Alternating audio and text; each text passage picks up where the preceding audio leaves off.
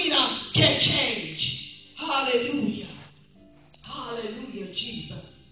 And John 4 says, the water that God gives us shall be a well of water that never runs out and takes you into eternal life. And I said that already. So see, that's the difference between a shower and a bath.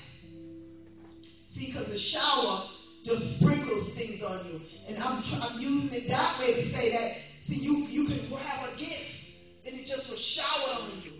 But see, without the Holy Ghost, you can lose that gift. Hallelujah. And this is the difference between a shower, sprinkling of water. But bathing is the Holy Spirit. It goes all the way through you. It's not what you want, but it's what you need. Hallelujah. It's not what you want, but it's what you need. See, the woman thought she wanted the water. She didn't want to even talk to the Lord. She didn't even understand why he was talking to her. But she thought she wanted to drink the water from the well. But that's not what she wanted. What she needed was the Holy Ghost. What she needed was an encounter with the Lord. Hallelujah. Praise God. It's not what you want, but it's what you need. The Holy Ghost can identify with himself. See, if you need something, it's hard for God to identify with you when he can't see himself in you.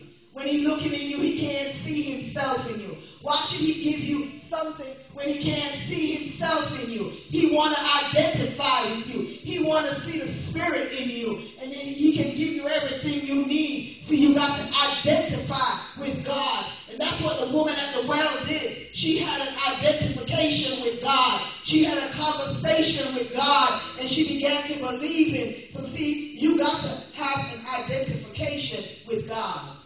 His spirit got to match your spirit. Your spirit got to match his spirit. You got to have an encounter with God. And then you won't never be hungry no more. You won't never be thirsty no more. See, because that shower that you might have got for that moment can die out because the spirit not living in it. So see, once you connect with God, you'll never be in lack. You'll never be in want. But that's what the Word of God says. You got to have a bath. You got to have a spiritual bath with God. You got to allow the Spirit of God to wash you from the crowns of your head to the very soles of your feet. Amen. And then when we go to read Psalms 37 and 25, it'll make sense in our lives. Because David said he was young and now he's old. He has never seen the